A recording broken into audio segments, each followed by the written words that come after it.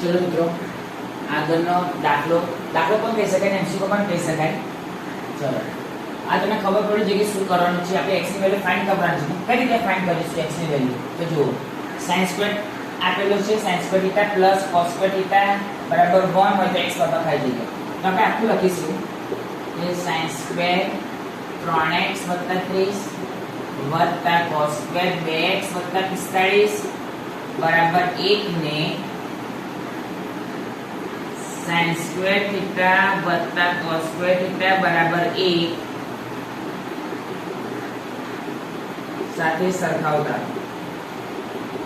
તો સરખાઈ દેવાના. તો 3x + 30 બરાબર 2x + 45. 2 પ્લસમાં છે તો કઈ જાય માઈનસમાં. બરાબર 45 30 પ્લસમાં છે તો કઈ જાય માઈનસમાં. તો માટે 3x - 2x તો x બરાબર 45 - 30 તો 15. તો x બરાબર શું આવ્યો? 15. તો મિત્રો આ તમને ખબર પડવી જોઈએ. જો આટલો જ હતો એટલે આ સેક્શન બી માં પૂછી શકાય અને એમસીક્યુ માં ખાસ કરીને પૂછી શકાય કે જે બેઝિક અને સ્ટાન્ડર્ડ બંને માટે મોસ્ટ ટાઈમ છે. જો શું કરવાનું હતું? sin² θ cos² θ બરાબર 1. આ θ કહેવાય. તો x ની વેલ્યુ ફાઇન્ડ કરવાની હતી. તો કઈ રીતે ફાઇન્ડ કરવાની? તો આખી જે રકમ છે એને શું કરવાનું? sin² θ cos² θ બરાબર 1 સાથે સરખાઈ દેવાના. તો 1 સાથે સરખાઈ દઈએ તો શું આવે કે 3x + 30 બરાબર 2x + 45. તો 2x પ્લસમાં છે તો શું જાય માઈનસમાં. 30 પ્લસમાં છે તો કઈ જાય માઈનસમાં. એટલે 3x - 2x બરાબર 45 - 30 માટે x બરાબર 15. ઓપ્શન બી આવે.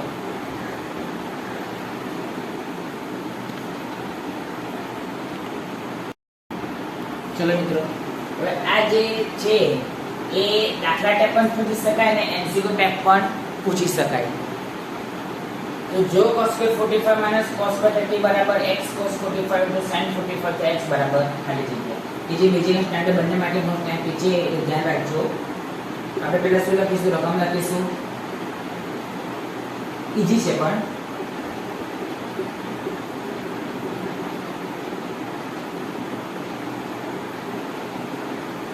cos 45 ની વેલ્યુ શું છે? 1/√2. એટલે તમે ટ્રિગોનોમેટ્રી નો ટેબલ દોરેલો જ હશે. cos 30 ની વેલ્યુ શું છે? cos 30 ની વેલ્યુ છે √3/2. સ્ક્વેર છે એટલે સ્ક્વેર x ના x. cos 45 ની વેલ્યુ 1/√2. sin 45 ની વેલ્યુ 1/√2.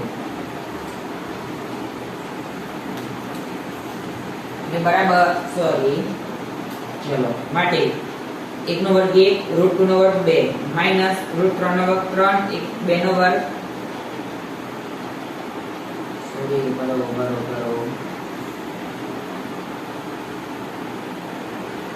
2 નો વર્ગ 4 બરાબર x ઇન્ટુ 1 ગુણ્યા 1 √2 ગુણ્યા √2 એટલે √2 નો વર્ગ 2.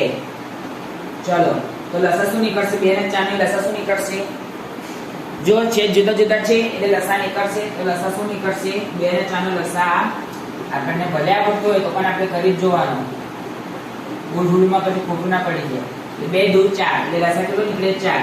અહીંયા 2 છે એટલે આપણે 4 આ માટે 2 વડે ગુણીશું. અહીંયા 4 × 4 એટલે 2 × 2 માઈનસ 3 × 3 છેદમાં 4 બરાબર x ના છેદમાં 2.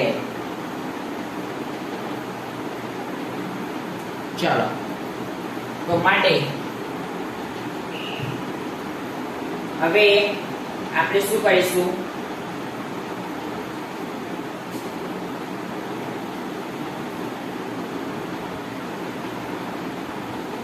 હવે છે ને આપણે કામ કરીએ.